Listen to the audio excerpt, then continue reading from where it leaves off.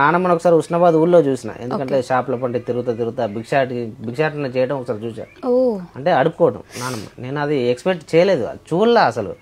అమ్మ ఇంటికాడ పనికి పోవడం, నానమ్మ ఈ పని చేయడం నాతో పాటు ఉండేది.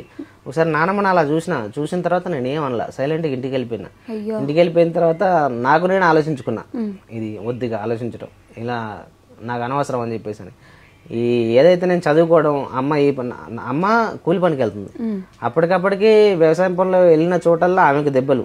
ఒకసారి కట్టెలు ఎత్తుకొస్తూ, మాకు సరైన గ్యాస్ కూడా లేదు అసలు. 2000 నాకు 20 సంవత్సరాలు 22 సంవత్సరాలు వచ్చేపాటికి మా ఇంట్లో కరెంటు లేదు.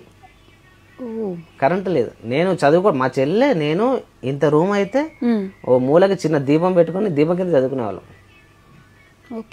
అప్పటిదాకా కరెంట్ లేదు. కరెంట్ 2000 నాకు 22-23 సంవత్సరాలు వచ్చేవరకు ఇంట్లో కరెంట్ లేదు.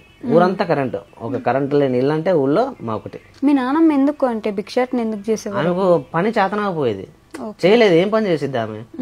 మళ్ళీ కోడల కింద ఎన్ని రోజులు అని చెప్పి తింటుంది. ఆమె మనస్తత్వం ఎట్లా అంటే, నేను ఎవరి కింద ఆధారపడను,